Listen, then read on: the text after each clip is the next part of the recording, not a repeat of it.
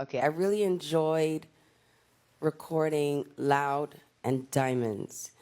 I I was on the road for both of those albums when I created them. I was touring one album, making the next, and then I came back and toured that album and made the next. And then Anti was the first time that I took my time making an album while not being on tour. And that frustrated my fans a bit, and here I am doing it again to them. But Anti, for sure, top favorite album I've ever made. What's going on, everybody? This is your boy Vance B. It's Ahmad as always. And this is the Record Report Podcast. We hope y'all doing well today. We hope y'all doing okay. We hope you're safe and sound Shout out to the and people. vibing. Shout out to all the people Shout in the out to the building. people. Shout out to All the people listeners in the building. You know what I'm saying? Everybody. All the haters too. Shout out to y'all too. We don't like y'all, You think but we got hey, haters, y'all. yo? I feel like we do. I feel like we have intelligent conversations, and that alone can draw a little bit of ire from some people that can't have that conversation. You know what I'm saying? But I think the haters are a little bit more silent. You know what I'm saying? They stay not trying to get hit to us. You know what I'm saying? But the truth will really come out, especially the dope. I'm just talking though, man. How you doing today? I'm good, man. I'm excited for this one. This is an album that we've been talking about for a while, so I'm really excited. Yes, and I'm so glad that we were sort of close to the 10-year mark, but I'm so glad that we're actually doing this 10 years after it dropped. Today we will be doing Rihanna's arguable magnum opus, Anti. Yeah, let's get it.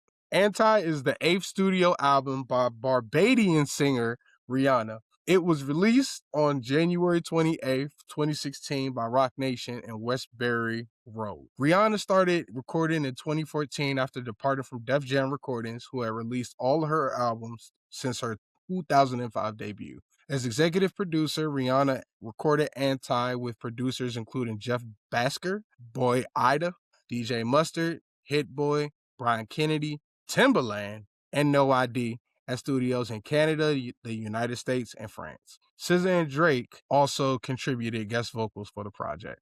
Conceived in the midst of creative struggles and emotional turmoil, Anti is characterized by atmospheric production of incorporating lo-fi beats, distorted vocals, and down-tempo arrangements. The first half consists of bass-heavy tracks, while the second is characterized by the textured minimalism compared to the radio-friendly dance songs, which had characterized Rihanna's prior discography. Anti is more muted and soulful. Primarily a pop, dancehall, psychedelic, and R&B album, Anti also incorporates an array of eclectic influences spanning from hip-hop, soul, industrial, psychedelic, doo-wop, country, synth rock, and trap.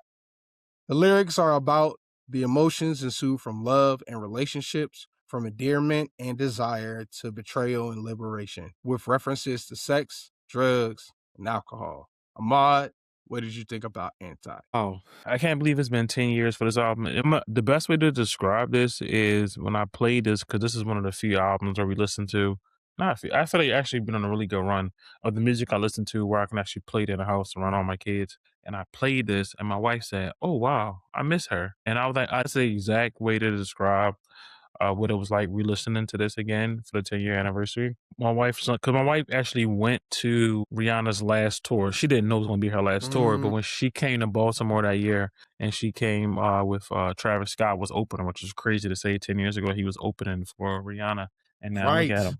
Yeah, yeah, it's pretty crazy. But I absolutely love this album. I've always loved this album. I was never like a big Rihanna album listener. Like she has Rihanna. Looking at this album since 2005, she put out an album every year. In the years where she didn't put out an album every year, she was touring, like she said in the clip, like just played. If you look at her thing, it was 05, 06, 07, and she had a hit record every one of those years, every one of those albums. Pawn and Replay. I think is that SOS on the third album. Yeah. That's the Oh third yeah. album. I think that Yeah. was the second, if I'm Was not it the second? mistaken. I could be wrong. Yeah, that was number one I'm record. looking while we talk. Yeah, number one record. So and then Umbrella was the following album. That was the third album. Yeah. Yeah. So she had like hit records really from the beginning. And it would be you do the tour and then you put another album. And the first 3 years, it was album, album, album, and touring hit records in between those. And then it went to hit record, tour, hit record, tour, hit record, tour. So I understand why she took a break after doing that for 10 straight years. It probably was draining. Yeah. Looking at her body of work. If you listen to the first album to Anti, the growth is clearly evident sonically, musically, but even vocally. Like the song she was singing on this album, she was criticized of early on. I remember she first came out, people said, "Oh, her songs is fun, this and the third," but it was like she's not really a singer. And it was amazing to see her to give us like love ballads on like this album, right? That she probably wasn't something that she Yeah. was really known for. She probably got a level of more comfortable with like pushing her range.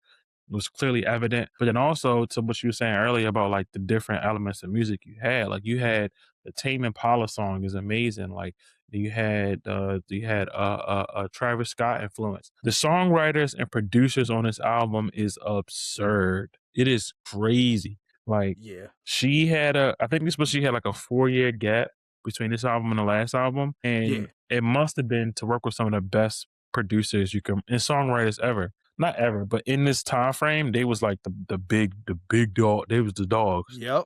Yeah, You know they what I'm were. saying? And they are like some of the best ever. Like No ID, Timberland, Hit Boy, Mustard, Boy Wonder. Those are like the production throughout the album.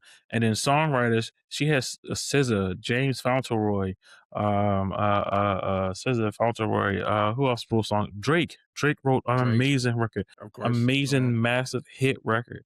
Yeah. Who else is on here that was writing? Work still gets played in clubs. That's a forever song. Yeah. It's like Yeah. 5. It's like 3 or 4 forever songs on here. Yeah. Yeah. Like hits like that will Yeah. forever be hits. Yeah, I agree. Yeah. And it's crazy too because once again, like her music is still being played to this day. And like the last album she literally dropped was 10 years ago. You know what I'm saying? Like Mhm. she's it was also as a correction. I noticed that you said that it was the third album. It's the second album. I think A Girl Like Me. That's the name of it. But No. yeah, like Wait, what? so SOS came from A Girl Like Me. That That was was the the second second album. album. Yeah, it was the second album. But SOSD. What was Umbrella on? That was the third album? I think that was on Good Girl Gone Bad. Cause I know that Yeah. she had like it was actually. Yeah. Yeah. Cause I Wow. remember that's when she like kind of went dark. You could kind of see it in some of the previous songs like Unfaithful, you know what I'm saying? But then all of a sudden, that's when she switched up and then did Good Girl Gone Bad. That was like her edgy moment, you know? But regarding this album, Anti, man, I really feel like this is her magnum opus. We could argue about that because I know that some people think that Good Girl Gone Bad is like her best album. But I think specifically this is her magnum opus because it I think this is probably Rihanna's most revealing album or most vulnerable album. There's so many things that she manages to say while just kind of singing through the entire some songs specifically are like bangers, but she's giving you like deeper aesthetic and deeper words as she's giving you this banger. And then I think for me, what kind of caught me off guard listening to the production is that if kind of felt like it was some of the best production of that time. I like how you said it was the big dogs because when you listen to this album, it felt like it was celebrating like producers and the sounds that were coming out of the later end of the blog era. There's songs on here that make it feel like I'm listening to maybe a Frank Ocean song Mm. or Cocaine 80s song, you know what I'm Mhm. saying? Or Odd Future song. And I listened to this album way back when, because it did have so many bangers. But I think now looking back at the album and, taking some time to listen to it, I didn't realize how much this was kind of a love letter to that sound of music. You know what I'm Mhm. saying? And I'm not saying that it was intentional. How like Beyonce's Renaissance kind of celebrates music in the 2010s, specifically the Yeah, it does. SoundCloud era. Yeah. But I think Rihanna's Anti not only reveals Rihanna in a more down to earth kind of persona or down to Mhm. earth kind of personality, but it also showcases some of the best sounds to come out of the blog era. And I mean that by both the big hits to come out, you know what I'm saying, at that time, as well as the stuff that you would find maybe lost on Dat Piff. Or you might find on Two Dope Boys. There were so many songs I heard from this project that reminded me of some of those songs that came from the past, but was never uncovered. And I felt like going through this project was kind of a celebration of Rihanna for me, Yeah, because same. it really showed me how versatile she is as an artist, but also how vulnerable she can actually be. It felt like this was the first time we actually saw who this person was, or took a dive into this person's life. Despite the fact that this shit still had bangers that you could dance to in a club and probably get a number two. So yeah, man, I'm glad we chose this. I chose this album particularly because, one, of course, we were about to hit 10 years. And then two, her husband dropped the album this year. And like, one of the songs is dedicated to her. If we just keeping it a bean, I don't think it's directly, pointing her out, but it's kind of pointing her out if you listen to the words and also the audio clips and aesthetics that's there. So I was like, you know what?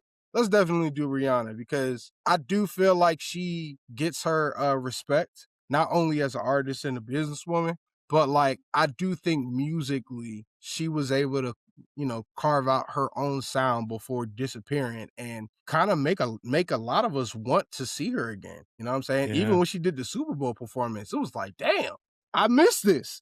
Yeah, I Like, missed this. Yeah. I missed this. Like, come on. She being a baddie on a random ass ramp in the middle of it, suspended in the air, pregnant. That's some bad chick shit. You know what I'm saying? Yeah. You know what I'm saying? I had to hold that Yeah. word back. You know what I'm saying? But Yeah. you know what I mean? That's some baddie type shit. Like, what? I missed that. So yeah, I digress. Rihanna, No. hey, I hope you fucking with this. You know what I'm saying? Also want to say happy birthday, Rihanna. She's February 20th is her birthday, so I did not know that. So shout out to her. Oh, Yeah. happy birthday. Yeah. I hope I hope you are listening to this. You got two brothers appreciating your work. You know what I'm saying? It's a great album, man. It was really good. I'm excited. Do you want to pick your first song? Nah, I'm gonna let you pick it. Oh, nah, come on, you did. You know what I'm saying? I I'm gonna thought I let was you. the I'm other gonna way let you. around. Oh wow. Nah. It's for me particularly. Once again, I didn't realize how many bangers were on here, because like I went through it and I was like, damn, this shit good. But like, yeah, when I actually went back and listened to the whole album, I was like, damn, this shit good. This shit good. This shit good too. So my top three has some kind of obvious ones, but if you happen to choose one of them, oh, I got some other stuff in the tank. So yeah, I'm open to anything. I'm gonna let you get the first pick. You know what I'm saying? No conflict. I really did not plan on going first. Wow. I mean, if you want me to go first, I'm cool with that No, too. it's fine. I'm gonna go Desperado. Okay. Desperado. I love the song. It feels like a Western. It feels animated. It feels fun. It kind of feels like she's talking shit. I just love the way it feels. Like it feels like she's always been great at doing like a rock thing.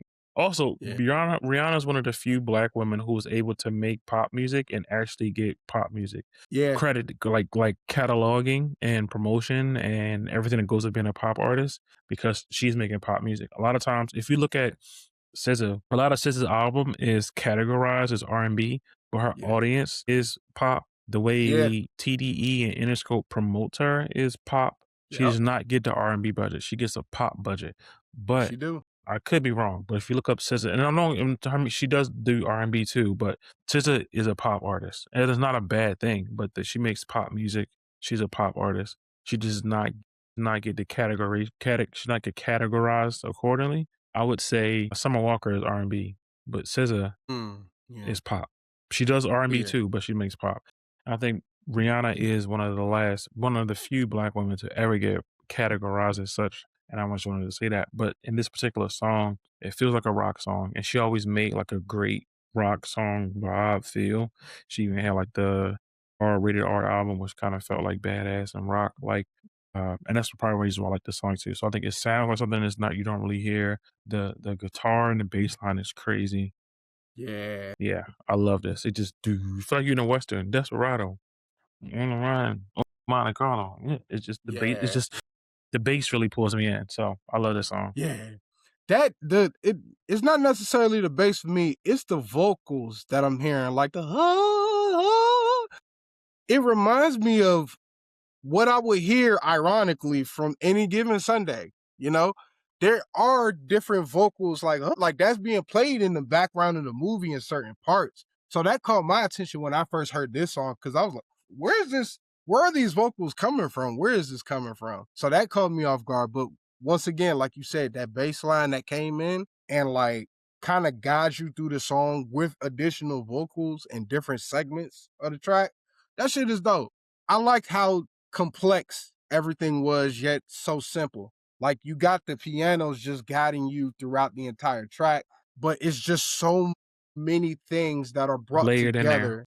Yeah. It's Yeah, I layered really love well. that. Yeah, it's layered Yeah. because the piano comes in slowly and then the drums are there. Yeah, you're right. And then it kind of like gets this build up. That's a great point.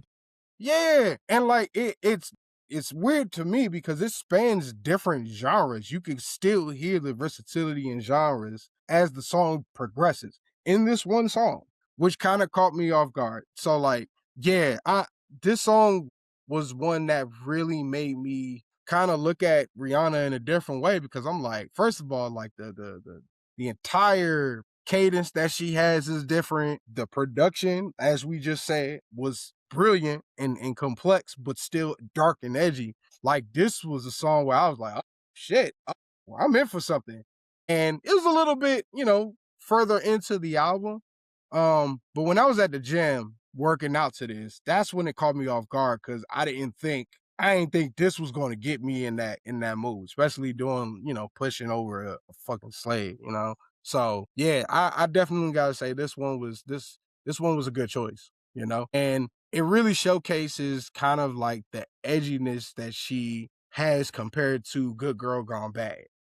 Something a little bit more mature, a little bit more darker compared to Good Girl Gone Bad, which still played the role of pop and still had R&B and dance hall influences. Because I remember Say It was on Good Girl Gone Bad, but at the same time, you could tell that she was moving into a more experimental state with this song alone.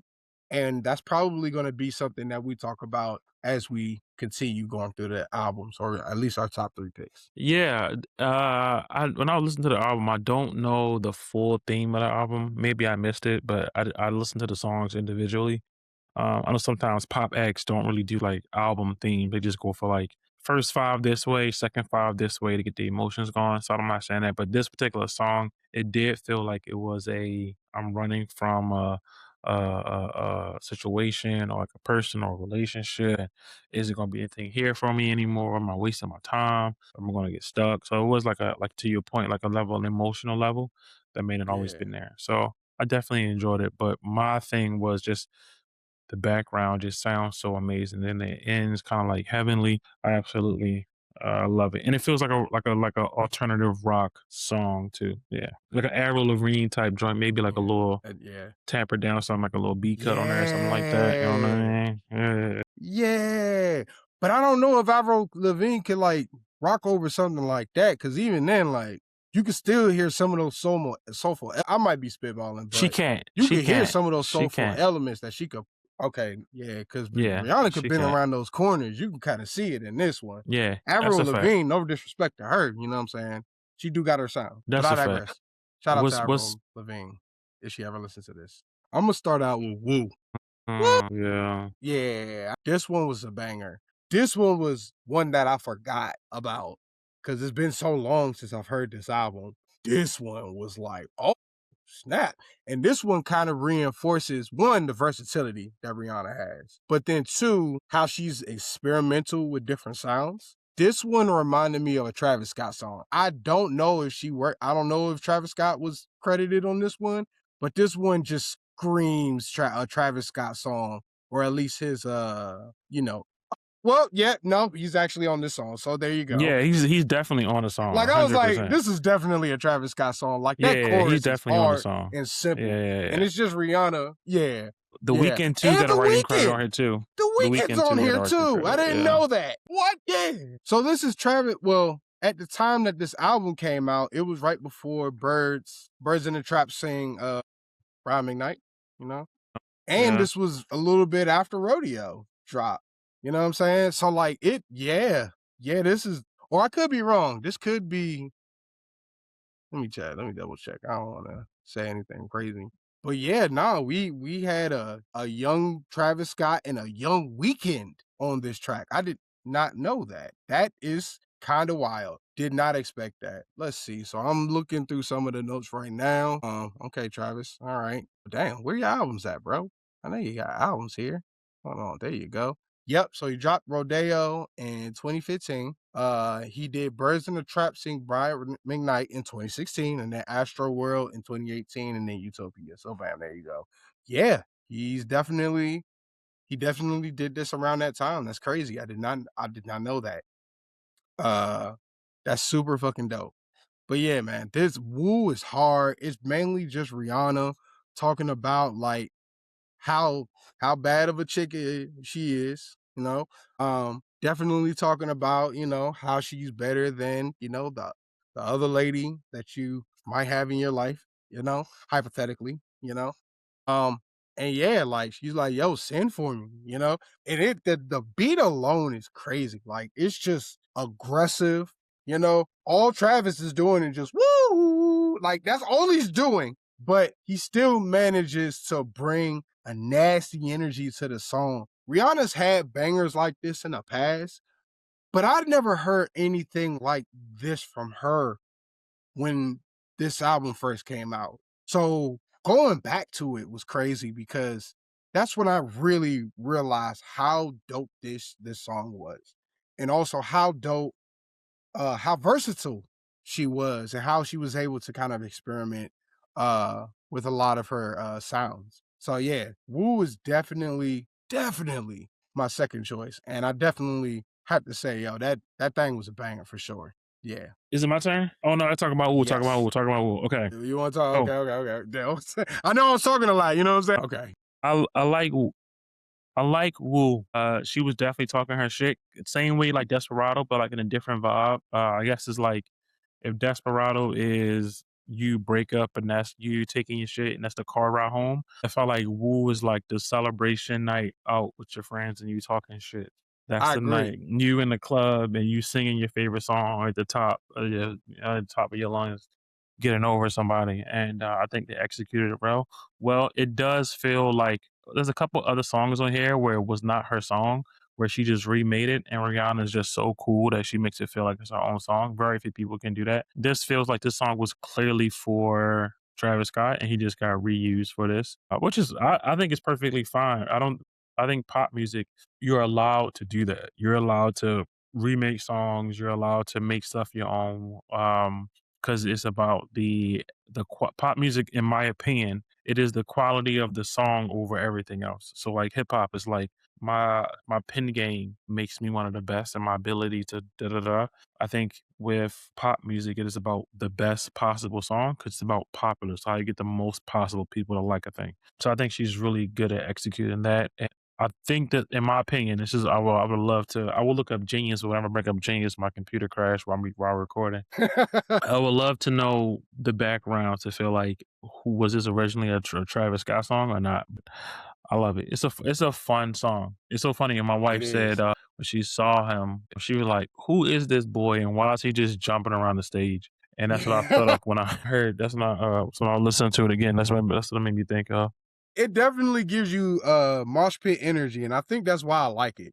You know what I'm saying? Like sometimes, like, and to see it from Rihanna of all people, like, of course, like you said, it does sound like a Travis Scott song that Rihanna was like, "Let me get this," but like, even to have Rihanna kind of spaz on this shit and kind of sing in a way that's similar to how she did "Throw It Up, Watch It All Fall Out." Like she got a different kind of swagger that can go to compared to many other pop artists. She could easily just spaz on a like trap beat made by Juicy J and then go right back to singing like love ballads that make you cry. Like it's the versatility, you know? But like this one was different because it did have that throw it up kind of that's not the title. I know it's not. But I know that she could hop on a song like that, and then with this song, it's giving you mosh pit energy. that energy that Travis is known for. And it felt like she was able to easily like spaz off of this. So instead of it feeling like just, well, not only a studio track that sounds different, but I got like garage band kind of energy off of it too, which was something that was pleasant for me. So yeah, like I had to, this whole album and choosing the top songs, like going back to a lot of songs, it was hard for me, but I had to include Woo because yeah, like I never realized I could put a Rihanna song on a game day playlist. Like that's the type of energy she brought with That is hilarious. Rihanna on a game day. Rihanna got great pump up songs, energetic songs, man. You sleeping, bro. She got some stuff. I didn't know. I mean, I should have known, but I didn't know. Like I was like, oh yeah, this is a great album. And like I said, when I heard it the first time, I was like, damn, this shit actually good. But like now going through it and like being active again, like at the time I wasn't as active, like now being active and you know, running through people, didn't know that this song was gonna be one of those songs considered in that vicinity. So thank you, Rihanna. I appreciate you. My next song, from doing a little research that we try to do to be act like we know what we're talking about. We sort of do, right? Rihanna said in an interview, she said, I got the quote. She said, making this album, what was this in? What was this in? She said MTV. She said to MTV that she wanted to make an album where the songs that she's performing, that she can perform them in 15 years. And they're not just burnt out songs. And that was in a conversation about when she did the cover for Tame Impala's Same Old Mistakes. They call it New Person. But she put it Same Old Mistakes. This probably is my number one, but the other song I pick on just passed it by just because just it makes me feel, I don't know.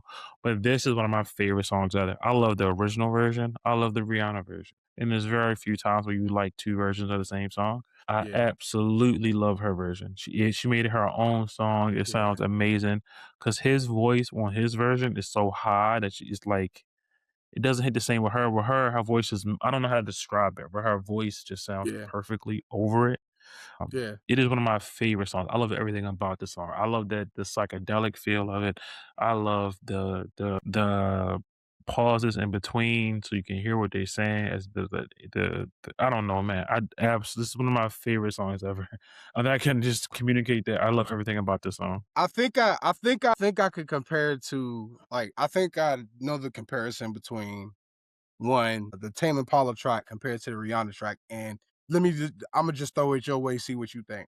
So I feel like when I listen to Tame, because I like both, I really like both. When I hear Tame Impala's version, it feels like a fever dream, a good fever dream, but still a fever dream, or maybe a good trip, you know, if you know what I mean. But when you listen to Rihanna's version, it feels like a whole journey that you're going through. It feels a little bit more full. You get a little bit more of that poppier aspect, but not too poppy to kind of make it generic in a way, you know? It still has the original components that made the original good, but it does it in a different way to make Rihanna's voice stand out as she continues to sing this. It's a little bit more clear, you know, you hear some of the words that she's saying, but she is using different echoes. She's using different synths compared to the original, despite the fact that it's still produced by Tame Impala, you know?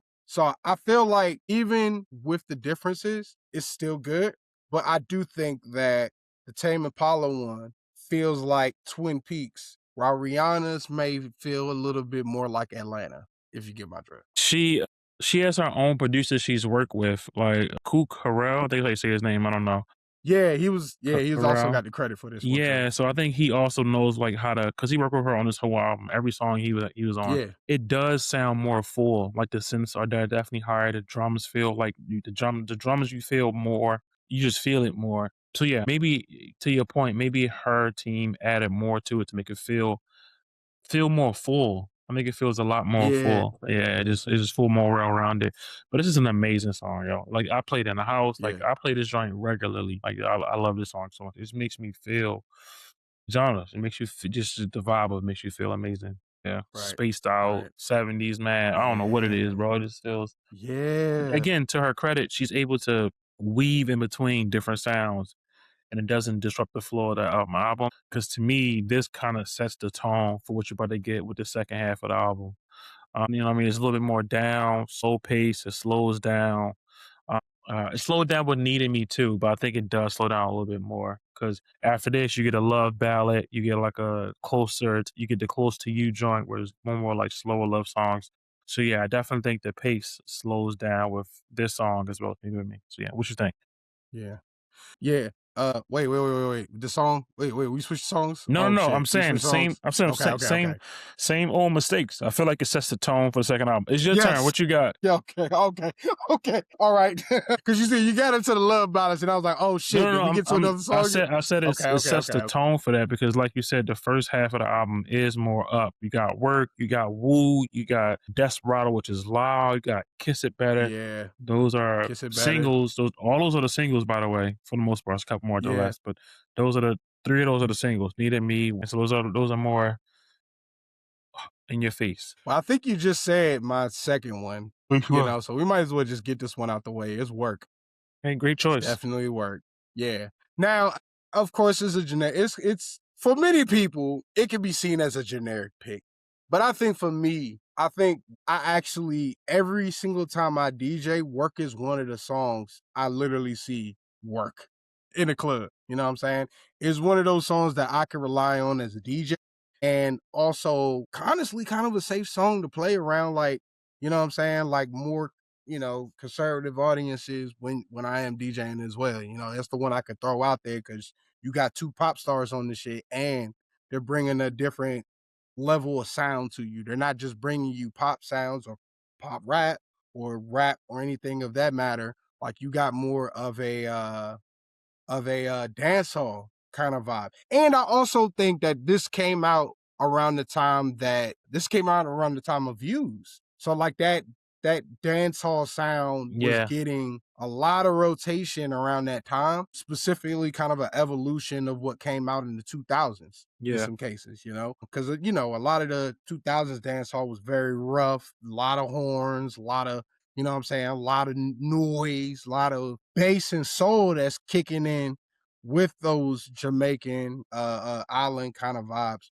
But I think for this one, it's a little bit more clean cut, but it still has that element of uh nastiness to it, honestly. yeah, You know what I'm saying? yeah. That I hate to say use that word, but like, yeah, it still has like that adult kind of feeling to it, compared to like even some of Drake's songs that kind of followed through, when Views came out. So yeah, I Work is still a hit, and then on top of that, I don't mean to go off a little bit longer, but to see the life that it had on SoundCloud at the time was also amazing and beautiful as well, because I saw so many different flips of Work, whether it was something that put the lyrics over a different beat and made it sound completely different, like Bitch Better Have My Money. I've heard other versions of that too. But on top of that, there's another song that manages to work with Work. I don't mean to say this word a lot, but that's that we're here. We're at this moment. But it's called I think Amazing Brazilian Work Effort. And what they do is they create a instrumental version of the song that uses island instruments as well as, live instrumentation and island vibes for real. And when I heard that and mix that shit in with Work in the clubs, it always worked. So I'd be crazy not to include this on my top 3 because I always hear it, but to see the life it lived after it came out and after it left the Billboard charts, that's why it continues to be one of my favorite songs off of this album. And then also, I grew up listening to dancehall, reggae, you know what I'm saying? So this was kind of a love letter to my era of dancehall music while still having two artists that were, you know, in that era of the time that I was growing up. I've heard Rihanna since I was in middle school. I've been hearing Drake since I was in high school. So the connections there, it just I wouldn't be able to look at this list right if I didn't have Work on there. This song is a banger, yo. Mhm. Drake was you said it. You said it perfectly. He was in that Views time, and Drake was top of the top. This song, I don't even need to look it up, was definitely a number one song. Not even just number one pop, number one R&B. It was the number one song in the country. The song was massive, massive, massive, massive. This joint come on right now. You need to get done. Like, come on, bro. Everybody know the Drake verse. At What? work, come over. Yeah. Like what? Come Yeah, on, dog. Like, yeah. we know who we fooling here. Who we fooling Right. here? So Even like when Rihanna starts singing, like the doom doom doom, when people hear that shit, bro, everybody lose their minds. And then as soon as she starts singing, you just see a whole wave of people dirty whining, bro. Like, yeah, bro. Like, I mean, we give Drake a lot of flack for doing all the stupid shit that he does, but he is one of this generation's greatest hit makers. It doesn't last forever, you know. Smokey Robinson was Smokey Robinson, Babyface was Babyface. Like I know I'm saying these are legendary people who I think he has a very valid, even with the songwriting shit, he has a very valid argument to be arguably the best songwriter of his generation, hit maker for sure of his generation. Hit songs for the people. He was killing it. R&B, hip hop, pop. He was able to do it all. You know, to him and do a song with Rihanna, who was also the biggest pop artist at the time. I don't think people understand how massive hits today. Don't be hits like this was. This joint, this joint was a hit. Yeah, yeah. what a great classic record too. And to her credit, she can still perform it to this day. I feel like this was one of those songs that really captured the moment of 2016. You know what I'm saying? Aside from it just being a hit within its own right, I feel like this was one of those songs that really captured the culture of the time Mm-hmm. because it did live a prosperous life after. Even after it hit the Billboard charts, you know, it still gets played. It's one of those songs that you can always go to and rely on for like anybody because you're just gonna start, you know what I'm saying, getting down, you know, as soon as that bass drops. Yeah, man. Definitely. I know that it's like because there's a lot of other bangers off this album. It like there's a lot of other bangers off this album, but once again, I'd be crazy not to consider Work as like at least my top 3 and not 3. So I at least had to put Work at 2, and I'm pretty sure like the number 1 is gonna be a little bit surprising. So yeah. Now turn. Yes. My number one record is damn, I lost a train of thought that fast. Oh, Love on the Brain. I don't know why I kept thinking something else. I think it was so amazing that she not only was this a single, which I think is brave. 'Cause I think again, I think I said this early on, like Rihanna grew as a vocalist throughout her career. And I think one thing to notice is on this album, every song she has a writing credit. Her previous albums, she does not have as many writing credits. It increases with each album. You know what I mean? So Yeah. I think that's something to contribute. Like I feel like this one, she said it in the clip again earlier. This is the first time she really let to work on her album and like take her time and like do this part and get the creative pieces out and do everything else. And it really showed up because it's so many amazing, amazing records. Like honestly, not even talking about the deluxe, which also got bangers on it. That first 12, 13 songs, you can play them joints. I play them joints on repeat and it's kind of like, oh my gosh, song is amazing. Loving the Brain is so fire because it's out of her comfort zone. It's a love ballad. It's on the radio. It worked. It was a hit. And when she did that live performance that same year, I remember that performance. It was the Grammys or the VMAs or something. And she was singing without the backgrounds. And I was like, yo, she's became a vocalist.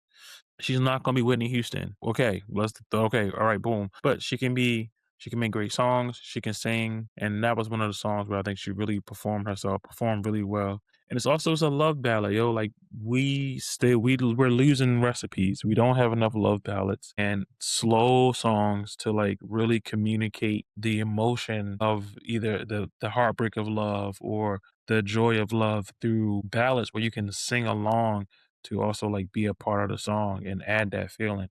You need those. Everything can't be a pop song in the club. Well, this is also a pop song. Everything cannot be a party song. Everything can't be a James joint, which is a short. Everything can't be consideration. You need, I think, what R&B artists today is they're missing a full gambit of sound. Like we're gonna talk about it later. Talk about Brent Faiyaz. That's one of the albums I've been listening to. He's receiving criticism for getting out of his comfort zone. And I listen to the album. I'm like, I'm so happy he's trying something new and trying to figure out like, because he can easily make those same I'm down, I'm the dirty macking songs, or I'm Yeah. stealing somebody's girl, or I'm doing this girl slimy, or you know what I mean? He can always do those joints in Yeah. his own different way. I think it's The scummy hard. raps. The scummy, and don't get me wrong, he's really good at it, and I really enjoy it. Yeah. But I think Yeah. Yeah. being an No artist Worries is good too. but being an artist, I would assume I would love for I could talk to artists but I assume that I think fans put you into this box of I expect you to make these songs. If you're not making these songs that I expect you to make to communicate this current emotion, or I assign you this emotion. And now it's like when Wiz Khalifa did Cushion Orange Juice, and he came out with Rolling Papers, and they was like, "Man, look at all of What? these. Look where the smoke rats." But he was giving you pop like he's trying to cross over to a broader market and try something new. And Yeah. yeah, man, I love Love on the Brain. It's also just a great song to sing. To your point about that Wiz Khalifa part though, before we continue, like I Mhm. was definitely one of those people who was like, Yeah, what the fuck I was is too. this? I The was fuck too. is this? I was too. Afro love. Afro. I was like, come on, dog. He Isn't that the same album that had Black and Yellow on there too? Like Black and Yellow, Rolling Black and Papers, yeah, I Yellow. think it was. Yeah, that was his pop album. But Mhm. like, Yeah, yeah, he man. also had joints in there that I love though. Yeah, Mm. yeah, He yeah. has I some think joints in there that I love. I'm not gonna lie. I know before we get back to Rihanna, like specifically that song, because that song is dope.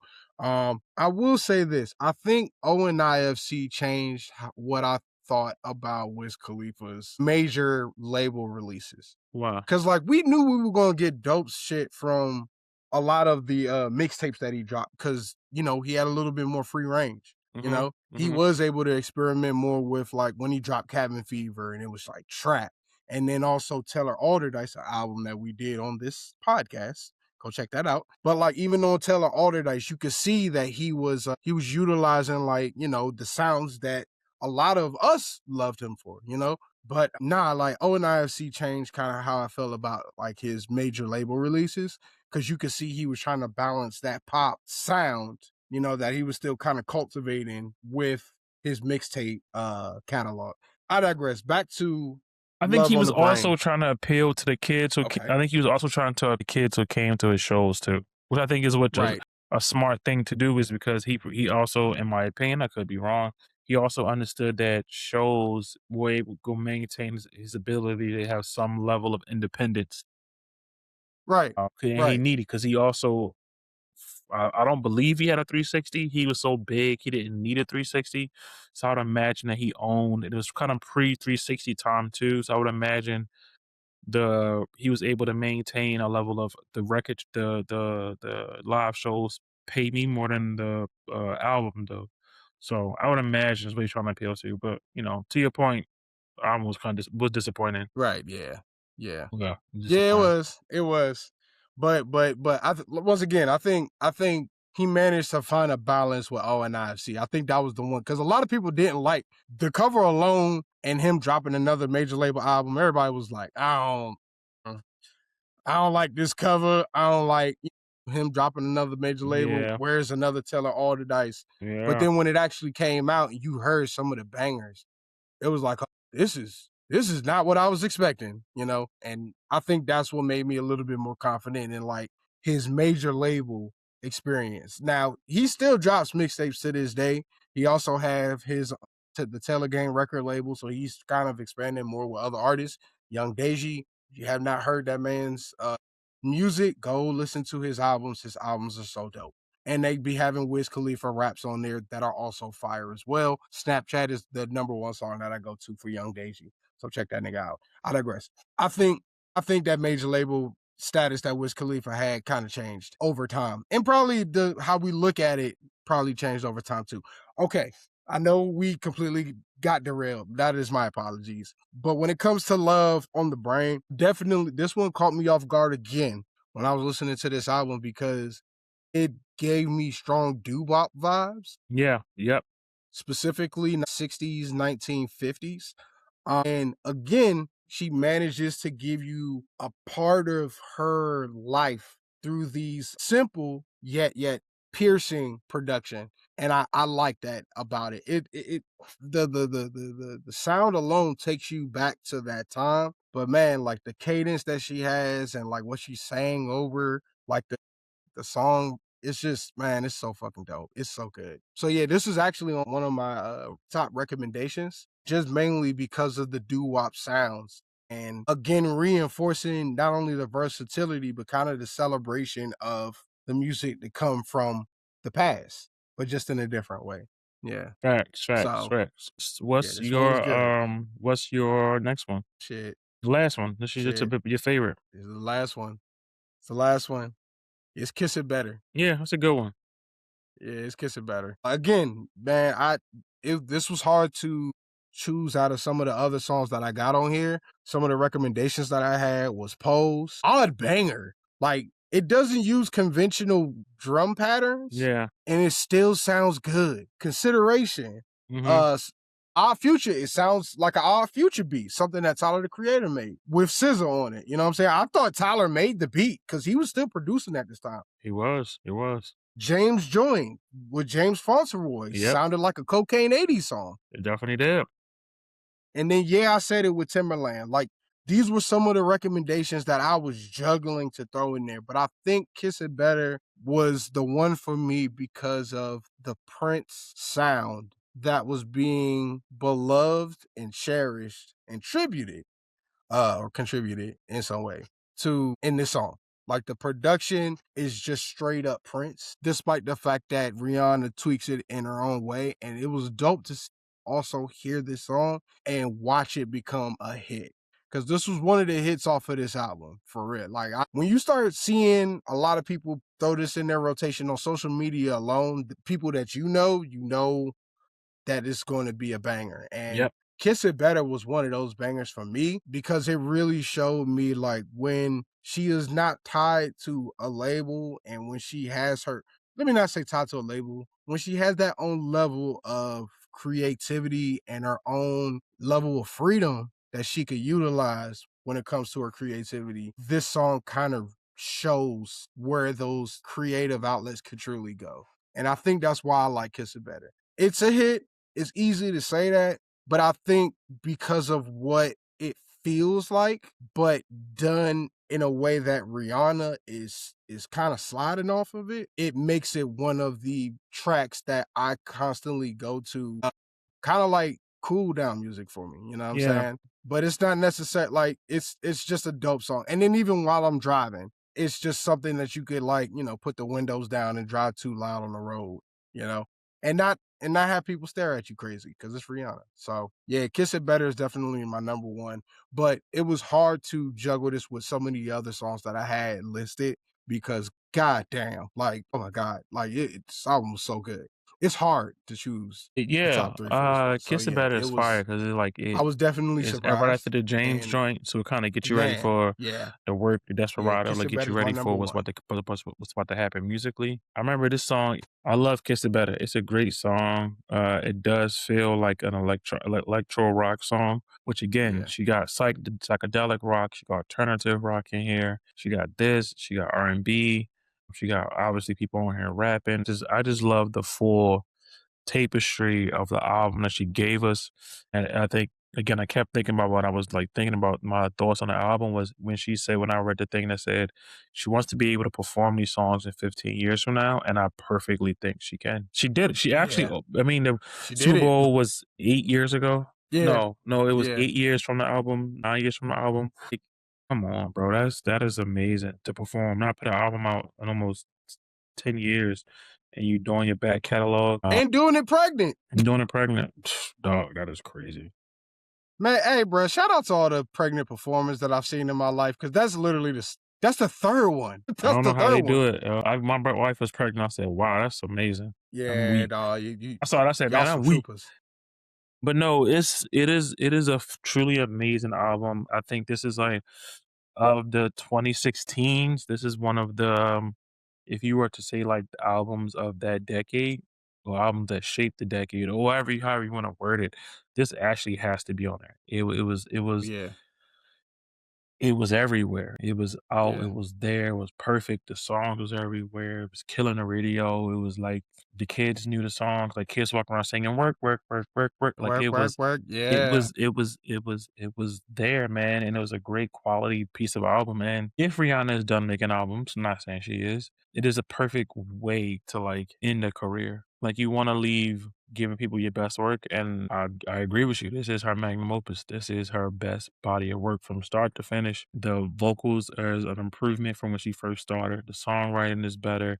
She's more creative. The elements of songs she's testing out with, she's doing it. She kind of like put together everything she's done over those first 7 albums, 8 albums, whatever it was. She kind of like perfected it throughout this thing. She gave you the vibes for like on the beach and you chilling with, like she did upon the replay and SOS.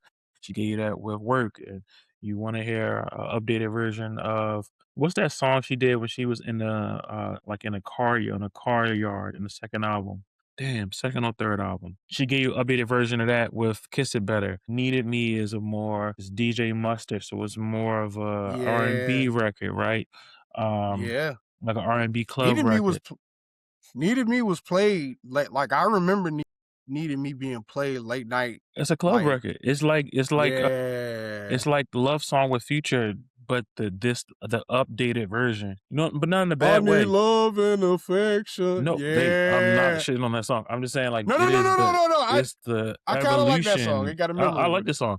It is the Yeah. evolution of the things she had previously had done on other records. I think that is the growth of an artist. It's like, how are you building on the things you were already good at that I liked, and how you do that in the new? How you tell those stories better? How do you make those sounds better? How are you able to tell that on a better way? And I think if you were to listen to her entire catalog and just from like start to finish, and you listen to this at the end, you'd be like, "Holy shit! What a evolution of an artist! So great, Yeah. amazing, amazing album, amazing. One of the Yeah. few perfect albums. Yeah. Yeah. It is a time capsule of that decade for Yeah, sure. And the absolutely. fact that it ironically came out literally in the middle of the decade is like something pretty funny as well. But just to see that it still stand the time. 100%. We talking 10 years and it still slaps, and I still see like this is the album I consistently still see people play when they put it up on Instagram and shit. Like always see that same album cover, and I'm like, yo, like this was appreciated. Also, wasn't this album one of the first albums to drop on Tidal? Could have been. It was that time when they first started running out of titles, so yeah, definitely possible. Yeah, because I remember she had a whole commercial for it. But like this was one of those first albums that I think dropped on. Yeah. Oh, there was a there was a Tidal release or a leak through Tidal. And yeah, like it was in it was definitely one of the first albums to, I think, become a Tidal exclusive. Don't quote me on that. And it had a deal with Samsung. Yeah. But it also was exclusively released on Tidal because remember she was signed to Rock Nation when she made this album. So like, yeah, this is one of those. This is crazy. I'm thinking about this now. This was one of the albums that I was talking about in my thesis paper as well, because around the time that I was writing a thesis about music streaming and kind of social influence, this was one of the albums that was specifically releasing and made a huge impact because of its exclusivity, well as the Samsung deal that happened with this project. Because remember, Jay-Z did it back with Magna Carta Holy Grail, Yeah, I remember and then he that. did it with The T-Mobile and then he deal. Was did it it with T-Mobile or Rihanna. Samsung? Both. It It was was Samsung Samsung. for It was Samsung, yeah. It was Samsung for Magna Carta, and then for 444, it was Sprint. Yeah, and He Tidal. he found a way to cheat the system. Just shout out to him. Shout out Yeah, to him. He cheat the system. He should. yeah. I'm not gonna lie though, when you look at that commercial now, it's definitely a blast from the past because where is Sprint now? I don't even know if Sprint is still around. So No, it yeah, got nah, bought. It's one of all these companies getting bought up and merging. Let's yeah, talk about that all day. monopolizing. Yeah, Yeah, cannibalizing cannibalistic capitalism, but whatever it is. right, So that's another show for right. another day.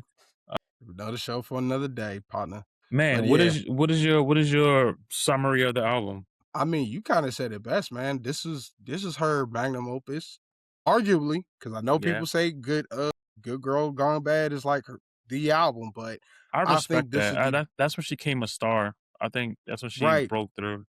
Right, and this was the closest thing, like, and I'm speaking about Good Girl Gone Bad. To me, it felt like this was the closest we were ever going to get to Rihanna at the time, Hmm. because she was kind of pulling off. She was becoming like kind of a baddie in the pop star definition. You know what I'm saying? This I is don't know what when that means. I'm not gonna sit here and lie to you.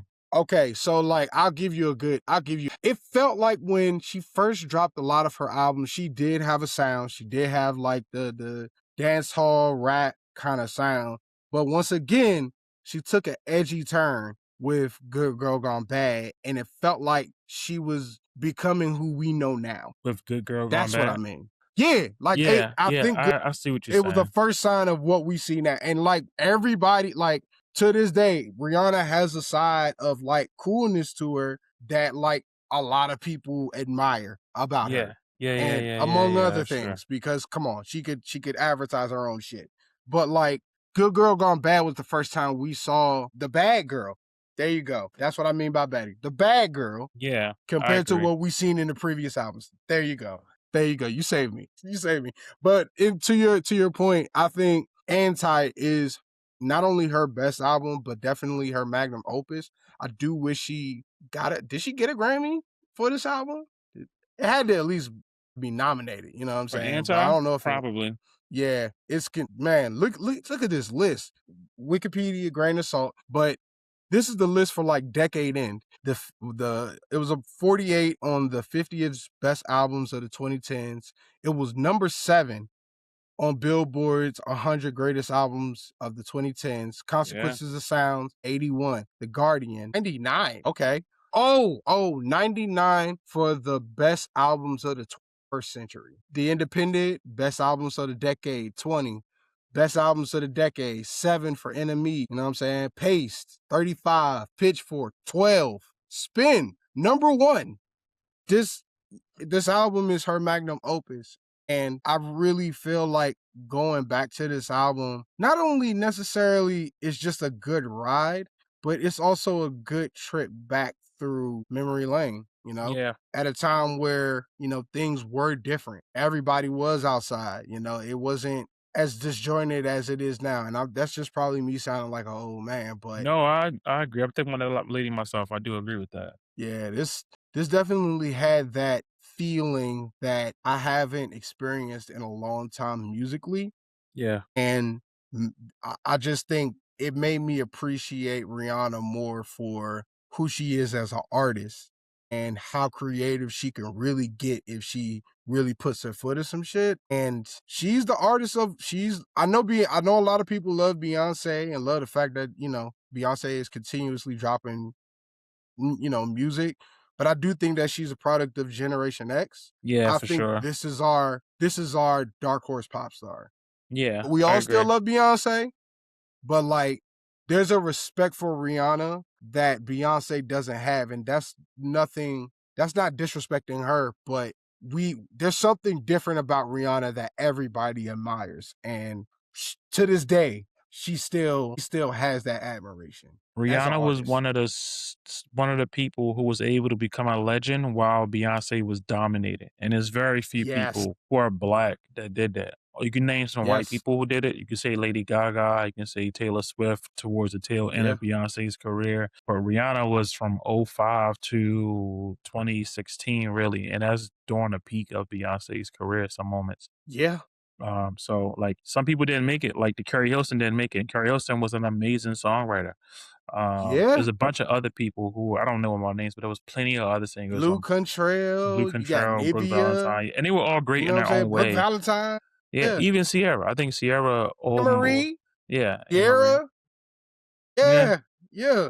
yeah. So I Yeah. think, but every career has ups and downs, ebbs and flows, stuff like that. But for that 2000s, early 20, that mid 2015s, Rihanna was the only artist, in my opinion, to be able to, I guess, counter is the wrong way to say it, but like, I guess counter Beyonce's ascension. I say it was '02, '03, where she was ascending on that solo career. Yeah. Rihanna really came in early on is dance hall. The first two albums, very Yep. dance hall driven. But then to your point, Good Girl Gone Bad, she was able to go more pop and try different sounds, which ultimately grew into this great album selection, yo. Great, Yeah. great album selection. Thank you. Yeah, Thank you. great I album felt we had selection. to get this one out the way. We hit did, 10 man. years. And also, like, it's like, I really love talking about a lot of these different, aside from like the other underground shit or like the trap shit or like the rock shit and the jazz, the different genres that we talk about. It's always dope talking about women in the game Yeah. because even though we're experiencing kind of a renaissance for women in rap, and then also in some cases the return of R&B, arguably, but it's always good to go back to albums like this because it was at a time where music was changing. Yeah. And specifically for like Black women in music, they didn't necessarily have the same level of love that they have now. If you wasn't like if you wasn't already a pop star. And I think Rihanna kind of celebrated that. And I couldn't ignore that, man. So yeah, shout out to you, Rihanna. I hope we did your album right or your album review right. You know Me too, man. I really do. Yeah. On to the fun part, the next part. Yes. We get to talk about what we've been listening to. This is one of my highlights. Yes, You'll sir. always take something from this. Do you want to go first, or how you want? Yes, sir. I'll go first. Okay. The first thing that I've been listening to so far, this artist named Zucchini. I don't know if I Zucchini? meant Zucchini. Like the vegetable? It's not spelled like that, but it's Zukenee. That's how you spell it. Yeah, I know. Because at first I looked at the name, I was like, what the fuck is this? But like when I put it together after listening to some of these tracks off of this album, Night Shift, and that's night with a Knight shift, I was like, oh, I'm kind of fucking with this dude. The crazy thing about Zucchini, because there was another song that he made called Bromance. Actually, if you listen to my quick mixes, Bromance is one of the songs that I mixed in. But when you listen to his music, you could tell that it's from Atlanta, but it's so industrial and it's so different. It's like he blends in a dark industrial aspect to his sound that reminds me of Trouble and what we got from Edgewood. Because I remember us talking about that album. I remember me specifically saying how industrial it felt, despite that, the fact that it was trap music produced by Mike Will. And this gives me the same exact feeling of that raw, that dark, and that authentic aesthetic, despite the fact that he's a YN talking about YN shit a lot of the times. You know what I'm saying? Fellas know that money, bro, man. It's like that nigga, excuse me, that shit is hard. And I will say, like, I'm still going through the rest of Night Shift, but I think the song that made me say, okay, I need to start looking into this kid is the song called Keen. I think it's called Kindertoten. That's the name of the song. I shit you not. It's a weird title, but when you put that shit in the car, I remember I was driving to get my eyes checked, and I was listening to my Discovery playlist, and all of a sudden I heard and like this whole 1992 Doom 64 ass beat, and I'm like, damn, this shit kind of hard. And then it's just him just spitting, bro. Like, yo, it's weird rap. Send it to me. I need Weird Southern rap, and I love it. Oh my God, I love it. Oh my God, it's so good. It's so good. Cause like Bromance was good, but I was like, all right, cool. I got what I love from Bromance. I might throw that in the rotation. But man, I heard Kindertoten and I was like, the title was fucking weird. I don't even know why he's skating on this beat, but he is skating on this beat. Like, yeah. So I'm still getting through the rest of Night Shift. Yeah. But I think I might consider Zucchini one of the YNs that I need to look into a little bit more. Come on, son. We can't even use that word for real. We gotta let that word go. Oh my God, come on. That's why I'm saying it. I'm an old nigga, so if I'm saying it, maybe it will make it uncool to the other niggas. You know what I'm saying? No, man, it can't. I'm gonna try to throw We gotta let psychology and shit. Gotta let YNs die out. Well, I'll talk about Earl Special said we can't say YN because it gives people who can't say the word a pass to say the word. So if you're gonna say it, say it. That way the people who can't say it can't sneak it in. Because if you say YN, you saying it without saying it. So then everybody can say it. So everybody can say it now. So yeah, I think Earl makes a great point. He makes it, and I haven't used it since. That's a great point. No. Yeah. All right, what else you got? What else you got? Yeah. Okay. All right. Baby King, Casino. Baby Keem. Let's talk about the Keem album. Yo, I really liked it. It's so good. Yeah. It's so good. I like the fact that we're actually now granted, Melodic Blue, it was kind of him being a little bit more introspective, but I could see that, it kind of got mixed reaction. But this album, it has a great blend of the King, the Die For My Bitch King, and the Melodic Blue King just smashed together. And it is really dope to actually, like, this is an album I feel like I'm getting to know who this rapper is, or this artist, excuse me, not just a rapper, but this artist is, you know what I'm saying? He can go for one song and talk about, like, taking your girl and kind of how swaggy he be, and then go to another song and like really talk about his life living homeless and like, the adding the Las Vegas aspect, and like even the documentary that he dropped before the album dropped talked about like the story of like how he ended up in California, from Las Vegas. Like it's so dope. And then like to even hear that story and know that, he's Kendrick's cousin, and seeing that connection and seeing how that plays out, man, that shit is beautiful. So yeah, that album was fire, man. Oh my gosh. What did you think about Casino?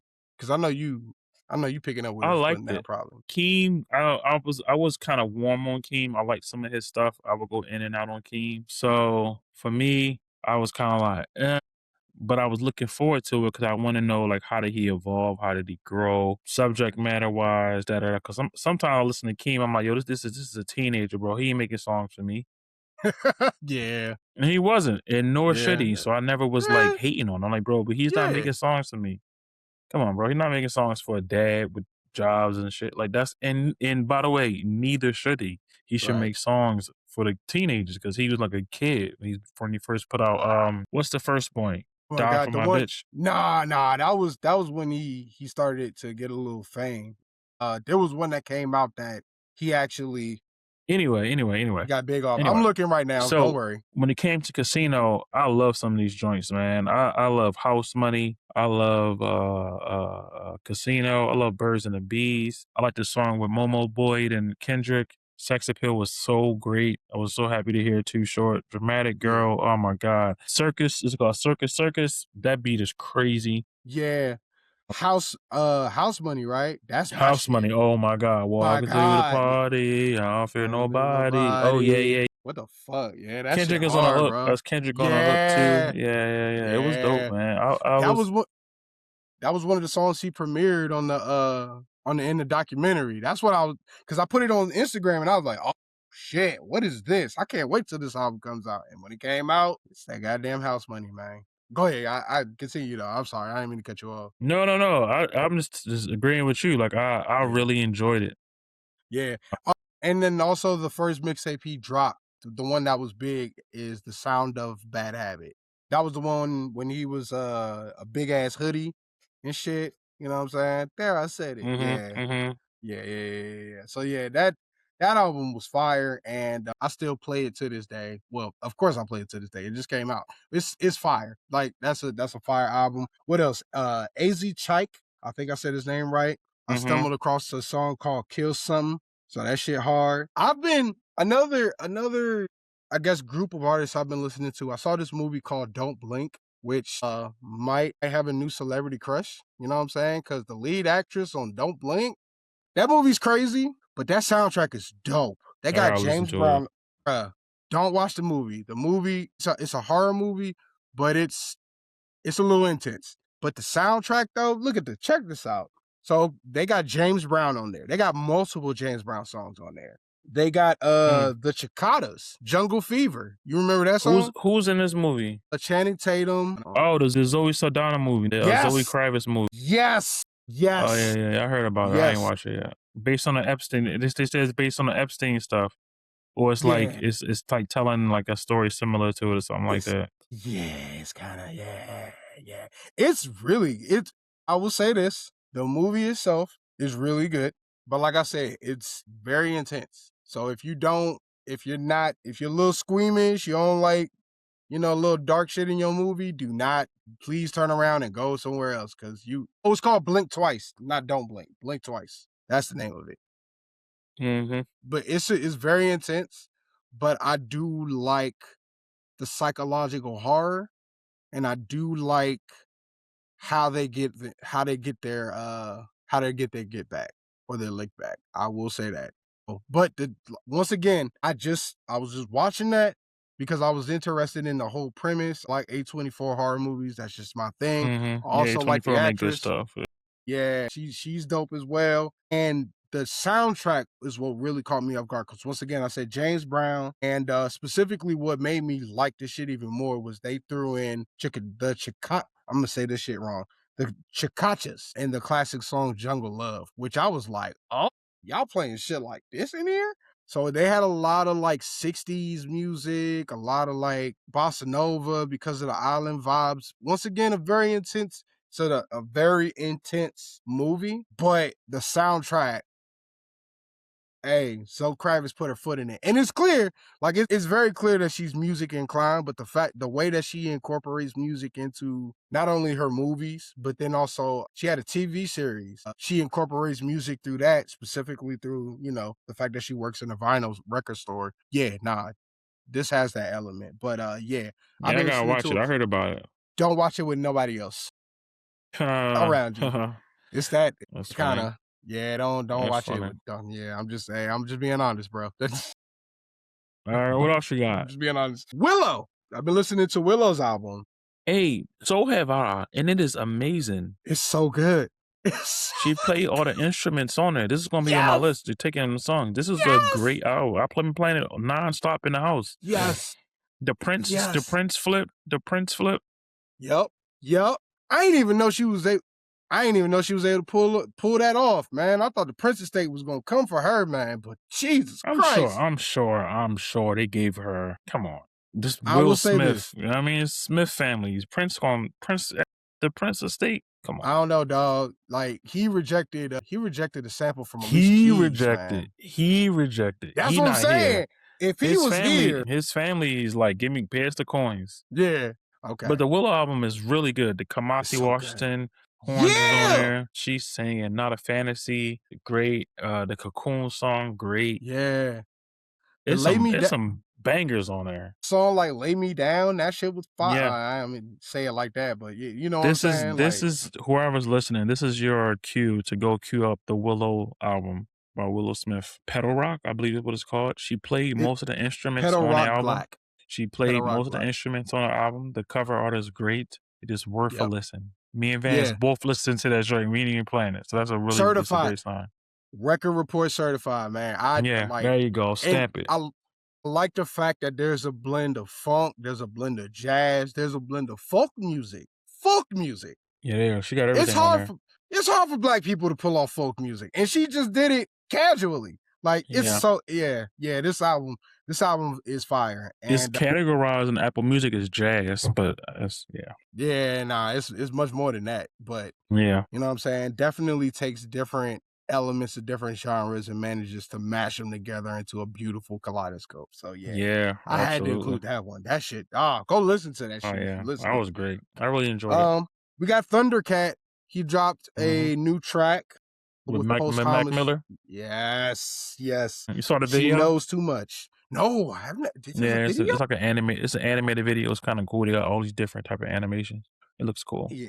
It was cool to hear. I can't listen to Mac music after he died. I just can't. It's hard, man. It's hard. Well, I will tell you this. Stuff. You know, I opened that Macadelic. I didn't know that. Yeah, I can listen to Macadelic songs that came out when he was alive. I can listen to just the post-time stuff that give me from. Yeah, I understand. I give it one listen out of respect, and if I really like it, it goes in the rotation. Yeah, I do too. I listened to that Blue album. Yeah, yeah. Yeah, that But was it is kind of kind tough of though. hard to get through because that one came out. It was supposed to come out right after. Oh my god, this Phases, one came out. Yes, yes, yeah. So rest in peace, Mac Miller. always. Always. Albert Einstein, Alchemist and Prodigy. Alchemist Threw and that in Prodigy, rotation. hey, R.I.P. Prodigy, Yeah. R.I.P. R.I.P. Prodigy. Threw That's that a shit great in. one, man. I've been That's a good listening to one. that because one, that's a sign of where I'm going next. The title of that album.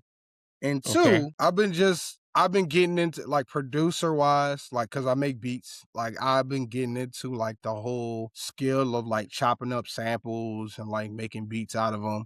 You know what I'm saying? I cut up Jamiroquai and made a beat over. I made a beat and the lyrics was music from a terrifying song. So I've been getting into like sampling like Alchemist and kind of finding different ways to make it me a little bit more. So I've been listening to a little bit more Alchemist. And I was telling you previously that I was listening to this Alchemist Mob Deep cut from like the 2000s for sure. And it made me go back to Albert Einstein and play that shit because that was one of my favorite albums, old collab albums between Alchemist and Prodigy. And then also on top of that, I've been also listening to this artist called Lord Ja Monty Ogben. And the That's song is one called name. That Is One Name. I shit you not. Yeah. I'm gonna send that to you as well. Don't worry. But the song is called "So You Really Don't Miss Me." It's dope because it has a New York R&B aesthetic similar to Ghostface. So I liked what that was how that was hitting. But the name is very long. The name is very long, so I was like, "What the fuck?" And then when I saw the album that the song that I came across came off of, I was like, you know what? Let me throw his album into rotation a little bit more. But yeah, it's Lord Ja Monty Ogden. And then last but not least, there's another artist that I stumbled across on Spotify. His name is Will Hill. And he dropped a song. Well, he has a song out called Million Dollar Baby. No relation to Tommy Richmond that he dropped. And so far, he's definitely giving me Currency, like Larry June, like, how should I say it? Like the fly raps kind of vibes. Yeah, yeah. I stumbled across one of his tracks that I was really fucking with, and I was like, "Who is this guy?" But he's definitely giving me a little bit of fly raps, right now, on top of other sounds in his repertoire that I'm just slowly going through. But Million Dollar Baby is Yeah, one of the send me that. songs I'm that gonna I've been listen to listening that for to. sure. Yeah, yeah, yeah, yeah, yeah. And Am that's I it for saying? me. Yes, sir. All right, bet. So, you ever heard of Camper? Camper. Camper. I never heard of this dude before. I feel like Okay. I played a song that he was on before. He was on. I can't think of what it was, but I've came across him several times. I believe he was like he used to be like a producer for a bunch of people. He did like a lot of her stuff, whatever. She's a producer. Anyway, he put out his own debut LP, Camper, called Campilation. And the reason why I listen to the joint, because I try to see like whatever came out and try to find something. And people I don't know, I just clicked on it, right? Yo, this is the feature list, all right? Lucky Day, Ari Lennox, Bill Scott, Sid, Tank, Evie Wonder, Alex Riley, What Alex the? Isley, Aaron Ray, Terrace Martin, Randy, Victoria Monet. I was like, yo, who is this Jesus dude? And Christ! so when I found out he was a producer, that's the features on there. So when I found out that he was a producer, I was like, oh, so he must have like a connection then. Because I was like, who is this guy? How do you get all these whatever? But anyway, it is a wonderful R&B album. Wonderful, wonderful, wonderful R&B album. Definitely recommend everybody to give it a listen. Came out earlier this year. It is. I've enjoyed it. Great sound. Sounds amazing. Great singing throughout. Really fire. I'm listening to that. This British rapper named DC. He's kind of big right now. I believe he has a song out called Soldier that I really listen to. Oh, he got a new song out. I didn't even know that. Yeah, I'm listening to that dude. Fall Off, still playing Fall Off. I got the vinyl when it came out, added to my collection. Yeah, man, I was talking to my man Otis. Shout out to Otis. Nah, nah, nah, nah. I'm sorry. But I rock with the Cole album, man. I really do. It's growing on me. I think it's going to age well. I think it's a couple songs on that second part that, for me, I don't really need, but I really think it's gonna. I think it's gonna be a great part of his catalog. Listen to that. Backward by Jordan Ward.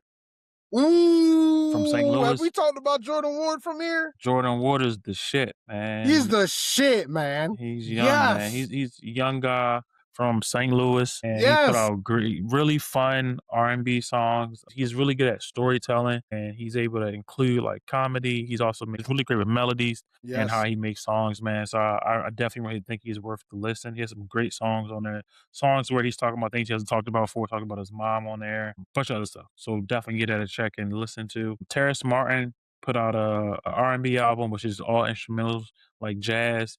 But What's then the he name got of a it? Blast. It's called Passion. Terrence Martin put out like 6 projects, I think. Yeah.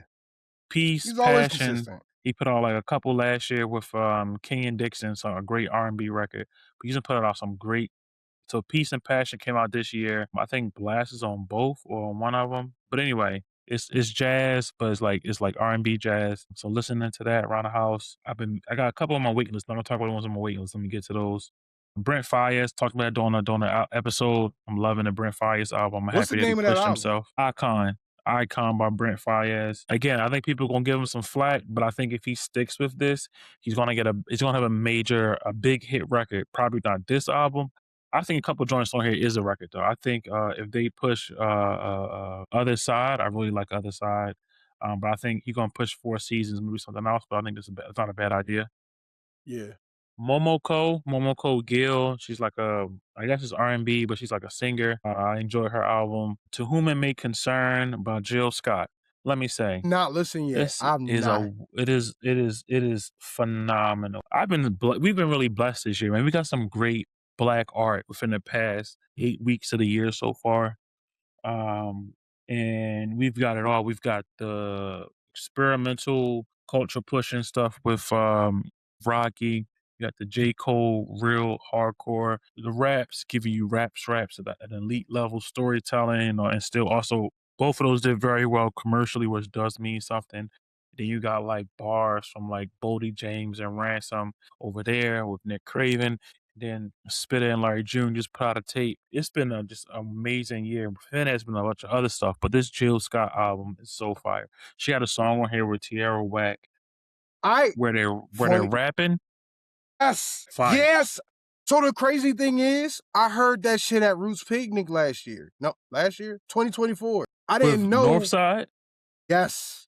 Yes. This one that old long ago. I shit you not. Yes, because I remember when Tierra Whack walked out on stage. Because I was like, that would be funny if like Tierra Whack walked. Like they're both from Philly. It would make sense, right? And then this motherfucker walked out, and I lost my shit. Yeah. Like I was surprised when they performed that song because I was like, what song are they performing? Like this shit is dope. And then I never heard anything after that. So when I saw that Tierra Whack was featured on here, I was like, uh-oh, this might be that same song. And I think it is. It was great. It's a wonderful album. It's a wonderful album. Jill Scott, it was so amazing to have like a legacy artist of our generation. I think it's amazing they still make music and they don't stop and still be creative, still giving you raps with Tierra Whack. That Tierra Whack is an amazing rapper, yo. Like her bars is crazy. She says shit is so clever. That's like, oh my god, that's so fucking fire. That bar right there. Yeah. She's like Real cool too. I want her to put out more music. Yeah. But She's trying to act. great. Yeah. I know she's on anime and stuff too, like voiceover work too. She was doing him too. She was on him. You know, despite the record, the reception that it got. I kind of disagree, but yeah, she was in that. To see her get an acting credit was fire. Last thing I would say, and then we can probably wrap it up, is the T.I. 50 Cent beef. I've definitely been following that and listening to that. I think it says somebody tweeted out. It says a lot about T.I.'s character that his son is standing on business with him. Yeah, and that his son is making diss records because 50 Cent disrespected their mother. And listen, 50 Cent is a bully. He's also living in the past. Yeah. If he think he on social media two young 20-year-old Gen Alpha dudes with all the energy in the world, and they hitting him from every angle. T.I.'s actually having a pretty big year because that record he put out is actually doing pretty well on radio. It's getting great plays. So what's the song? I think it's called "Let 'Em Know." Okay. The people who listen to the radio and listen to it, so it's got some momentum. So I don't think 50 Cent Gotta get in the booth, yo. Yeah, it might be that time. Gotta get in the booth, yo. But he's not gonna get in the booth. I didn't He know. not get he not I getting in didn't that know booth this. right now. I didn't know this was I didn't know that this was getting to that level. Like what?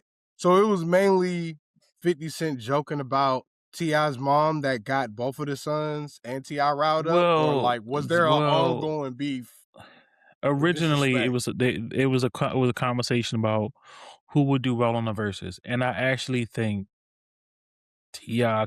has a really strong case to beat 50 Yeah. Cent. I think people were like, "Oh, 50 Cent gonna wash, 50 Cent gonna wash." Hey man, 50 got some songs, but T.I. got some songs T.I. too. T.I. got Bruh. some songs. T.I. T.I. got some did songs. something with Rihanna. T.I. got songs.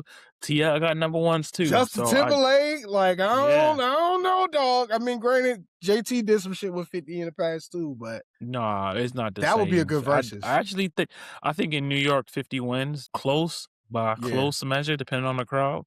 I don't think he washes him, maybe because he can do a little. If it's in New York, he can do some of those mixtape joints yeah, that might give him some wins. But yeah, he can't he can't just out pop him because Ti got pop. Ti got Rihanna pop songs and yeah. he got Justin Timberlake pop songs and he got his own. So That's I think if it's in Atlanta, T.I. went Oh smashes him. yeah, But but anyway, that's the well, but before we move on, I think yeah, specifically that's the challenge with having two artists like that because they yeah, come from two completely different areas of the country.